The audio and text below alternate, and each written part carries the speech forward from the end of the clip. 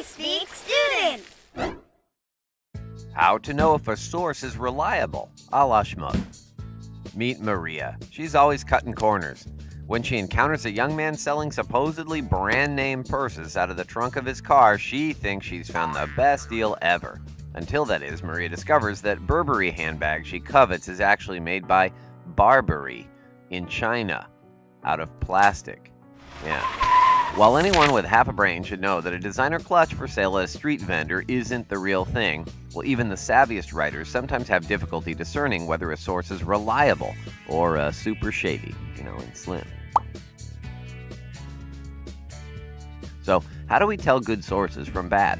Well, first off, did we pull our source off the internet?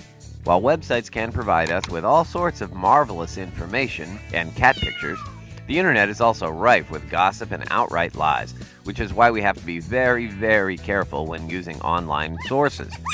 If we're pulling content from the official pages of the White House, Walmart, or a reputable newspaper like the New York Times, then the information we're using is probably safe, given that it's been uploaded with the full weight of the U.S. government, the Walton family, and the liberal media machine behind it. Wikipedia, however, does not make the cut as a reliable source.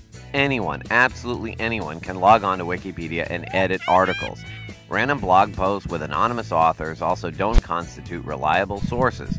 This brings us to our next criteria for determining reliability.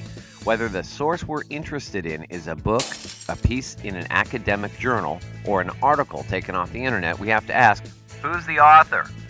Well, the author of a reliable source will be respected in his or her field of study, and will cite his or her sources so we can fact-check to our heart's content. For example, if we're writing an essay about President William Howard Taft and his enormous bathtub, you remember that story with the butter? We should look for source materials written by noted historians, Taft's family, friends, and other contemporaries, or maybe even by President Taft himself. We also need to know when a source was written in order to decide whether it's reliable or not. Say we're writing a paper about yellow fever. While medical text hailing from the era of the building of the Panama Canal might be interesting, a source penned more than 100 years ago doesn't tell us much about where yellow fever is prevalent today or why, and what people can do to protect themselves from bleeding all over the furniture. Yeah, that yellow fever is nasty.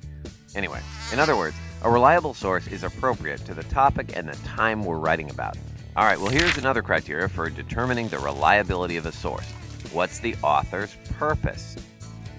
Purpose, not porpoise. Alright, well some authors set out to provide an objective look at a topic. Others will have an agenda because they have very strong feelings about the subject, or perhaps because their research was sponsored by an organization with a particular outlook. It's our job when searching for sources to identify where the author is coming from, the reason they're coming from there, and if their viewpoint is reliable enough to include in our own work. For example, say we're writing a paper on pesticide use in the United States. Well, we find an article written by a biologist who claims that a particular pesticide used on corn doesn't negatively affect human health, even though a dozen other biologists in a dozen other academic papers have come to the opposite conclusion. Given how very different biologist A's stance is on our pesticide from the rest of the scientific community, it's of the utmost importance that we determine whether he's reliable or not. In this case, a quick search determines that biologist A's study was sponsored by the company that manufactures the pesticide. And yes, people do that. Sorry, biologist A, but we vote you off the island. And ever hear of ethics? Yeah. Alright, we've discussed how reliable sources will have authors who know what they're talking about and who are willing to put their names on their work. Reliable sources will be relevant to our topic and will have citations that allow us to check the source's veracity. $5 word for truth. While we can look online for reliable sources, we know to be cautious about what we find on the internet. One last question. Why does it matter whether we use reliable sources or not?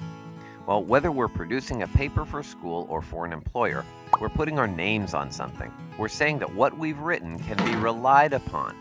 When our own reputations are on the line with our peers, our teachers, our employers, etc., we must take the extra time, and really it isn't much, to make sure that the information we use to back our opinions is good and real and honest. Otherwise, well, we'll look like idiots.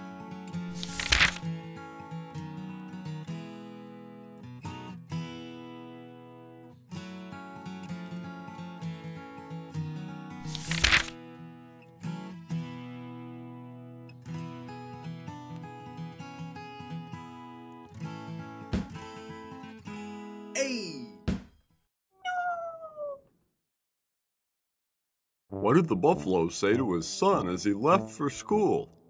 Bye, son.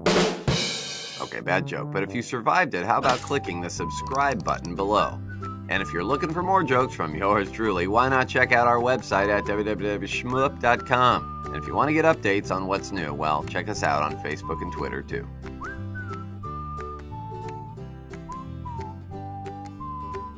Please check our Facebook and Twitter pages.